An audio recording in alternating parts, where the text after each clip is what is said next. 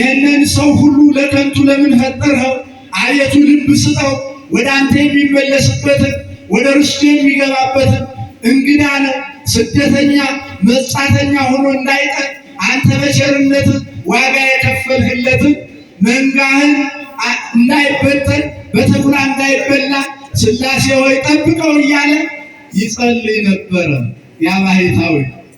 አሁን የሆኑ ነፍሰ ገዳዮች ተሰብስበው ግፍ ሲፈጽሙ ይመለከት ነበር።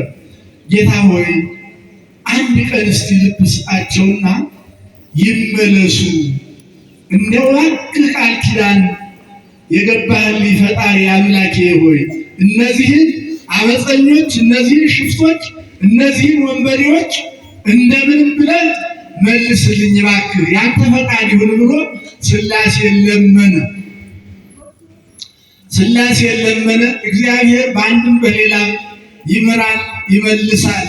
እኛ በጥበባችን እኛ በፍልስፍናችን ሳይሆን እግዚአብሔር አሰበን ልቤን ተመለሰልኝ እንዳለ ናቡከደነፆር እግዚአብሔር ሲያስብ ሰውን ወደ ልቡ ይመልሰዋል። እንዲያስታውስ ኃጢአቱን በደሉን እንዲጸጸት በእንግድነት እየኖረ መሆኑን እንዲረዳ ልብ ይሰጠዋልና ከዕለታት አንድ ቀን እነዚያ ሽፍቶች የአባ ዳንኤል ገዳም በአቱ ወደዚያ ናት፣ ደግሞ ወደዚህ የሴቶች ገዳም አለ። አሁን እነዚያ ሽፍቶች ተሰብስበው መጡና እዚያ ሥላሴ ቤተ ክርስቲያን ደርሰው የመነኮሳቱን ገዳም መዝረፍ አለብን። የመነኮሳቱ ገዳም ደግሞ ግንብ ያለበት አጥሩ ጠንካራ የሆነ ገዳም ነው። አሁን እነዚያ ሽፍቶች ተሰብስበው የአባ ዳንኤልን ቆብ የመሰለ አድርጎ የሽፍቶች አለቃ በሩን አንኳኩ። ሴት ገዳም ማናችሁ? አበምኔቷ ማን ነው አለች። አባ ዳንኤል ነኝ። ወይ እሳቸውማ ተመጡ፣ ሥላሴ በምህረት ጎበኙን ማለት ነው አለችና አበምኔቷ ቸኩላ በሩን ስትከፍት እነዚያ ሽፍቶች ተሰብስበው ገቡ። እዚያ ሴቶች ገዳም ተሰብስበው ገቡ። መነኮሳቱ የአባ ዳንኤል ረዶች ናቸው እነዚህ ብለው ምንም አላወቁም።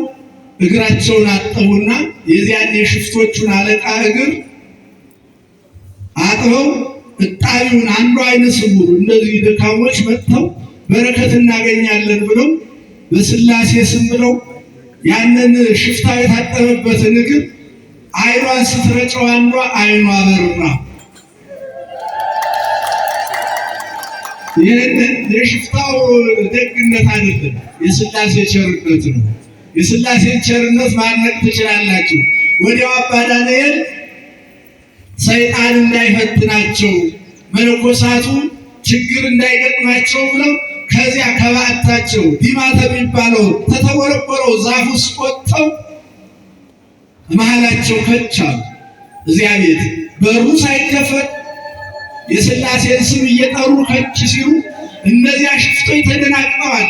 የዚያ ሴትዮ ዓይን መብራት፣ የታመሙት ድውዮች ሕሙማን መፈወሳቸው ግራ ገብቷቸው ኧረ እኛ ኃጢአተኞች ነን፣ ኧረ እኛ ሽፍቶች ነን፣ ልንዘርፍ ልናጠፋ ነበር የመጣ ነው፣ ይህ ስራ የእግዚአብሔር ድንቅ ስራ ነው እያሉ ሲመሰክሩ አባ ዳንኤል አይዟችሁ፣ ሰላም ለእናንተ ይሁን፣ ተረጋጉ፣ እግዚአብሔር ለንስሐ መልሷችሁ ነው፣ በምክንያት እንድትጸድቁ የእግዚአብሔር ቸርነት ለእናንተ ስለደረሳችሁ ነው፣ አይዟችሁ፣ አትፍሩ፣ ከዛሬ ጀምሮ ኃጢአታችሁ ተሰረየላችኋል፣ በደል እንዳትፈጽሙ፣ ወደ ጥፋት እንዳትመለሱ እግዚአብሔር መርጧችኋል ብሎ ወስዶ አጥምቆ መናንያን አደረጋቸው። ክብር ምስጋና ለሥላሴ ነው።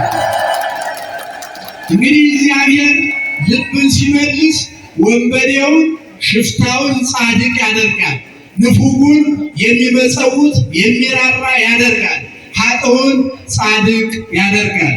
የበረከት አምላክ እግዚአብሔር ሁላችንንም ይባርከን ይቀድሰን። ስለነበረን ጊዜ ሁሉ የሥላሴ ቸርነት ከኛ ጋር ይሁን። አመስግኑ ሥላሴ። እንግዲህ የትምህርታችን ርዕስ ምን ነበር ያልኋችሁ? ጌታ ሆይ እኛ በዚህ መሬት ላይ ስደተኞችና እንግዶችና መጻተኞች ነን። ስለነበረን ጊዜ ሁሉ የበረከት አምላክ እግዚአብሔር ሁላችንን ይባርከን፣ ይቀድሰን፣ አይነ ልቡናችንን ያብራልን፣ ለሀገራችን ለሕዝባችን ፍቅሩን፣ አንድነቱን፣ ሰላሙን ይስጥልን። የሰላም ዋጋው ከፍ ያለ ነው። እንመለስ፣ ፈጣሪያችንን እናስታውስ፣ እንግዶች መሆናችንን አንርሳ። ስለ ሀገራችሁ፣ ስለ ሃይማኖታችሁ፣ ስለ ቤተ ክርስቲያናችሁ ጸልዩ። ይህንን ትተነው በምንሄድ መሬት ላይ እርስ በርሳችን አንገፋፋ። እግዚአብሔር የወደደውን እግዚአብሔር የሚፈቅደውን ስራ እንስራ። አባታችን አብርሃምን እናታችን ሳራን እንመልከት። አመስግኑት እግዚአብሔርን።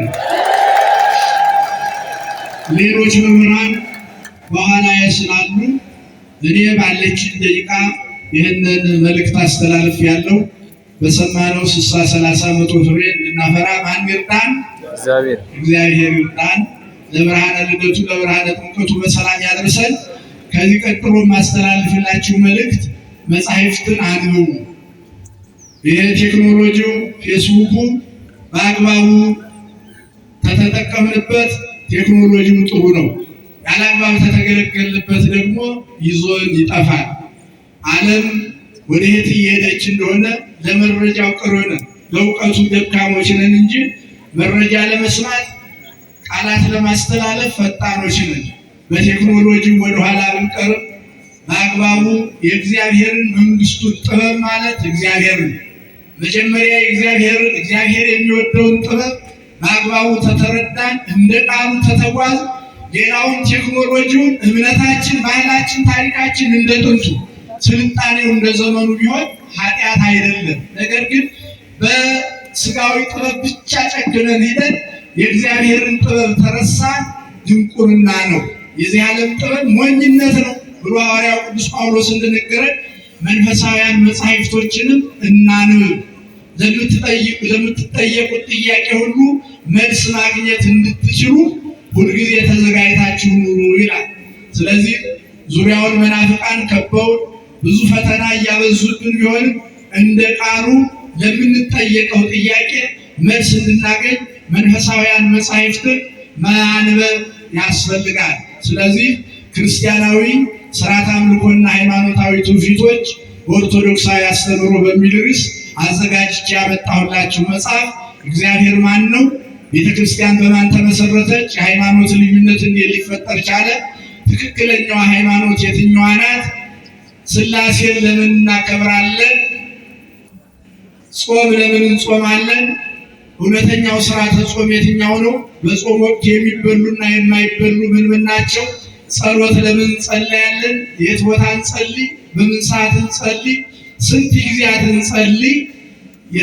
የሚለውን ከነ ምሳሌዎቻቸው አካቶ የያዘ ስርዓተ ቤተ ክርስቲያኑንም አምልኮቱንም በምን መሆን እንዳለበት የሚያግዝ መጽሐፍ ከመሆኑ ባሻገር በማህበራዊ ሕይወታችን በዘመናችን ከሚጋባው ይልቅ የሚፋታው ይበዛል። ለምን? በተለይ ኦርቶዶክሳውያን በፍርድ ቤት ያላችሁ ባለሙያዎች አላችሁ። 70% በመረጃ የሚፋታው ኦርቶዶክስ ነው። ለምን?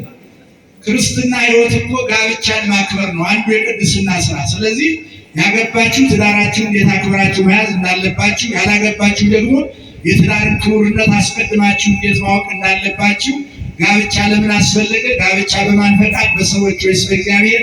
የእግዚአብሔር ፈቃድ ሊታወቅ ይችላል የሚለውን ማየት መረዳት አካታ ያዘች። የህፃናት አስተዳደግና ክርስትና ሕይወታቸው ምን ይመስላል? የወጣትነት ዘመንና ክርስትና ሕይወትን እንዴት አጣጥሞ መጓዝ ይቻላል? ወጣቶች ራሳቸውን ከሱስ ከፈተና እንዴት ሊጠብቁ ይችላሉ? ፈተና እንዴት ይመጣል? ፈተና እንዴት ማለፍ እንችላለን? ሰው በምን ይፈተናል የሚለው አካታ ያዘች። በኑሯችሁ፣ በጤንነታችሁ፣ በትዳራችሁ፣ በስራችሁ ዙሪያ ለሚገጥማችሁ ፈተና ተገቢውን መፍትሄ የምታገኙባት፣ ስለ ሃይማኖታችሁ ጠንቅቃችሁ የምታውቁባት በአይነቷ ልዩ የሆነች መጽሐፍ ዋጋዋ 300 ብር ናት። በመካከላችሁ ትዞራለች። 50 ፍሬ ነው ይዘን የመጣን። መጽሐፏን እየገዛችሁ ለራሳችሁ ብቻ ሳይሆን ለሌሎች ይስጧቸው።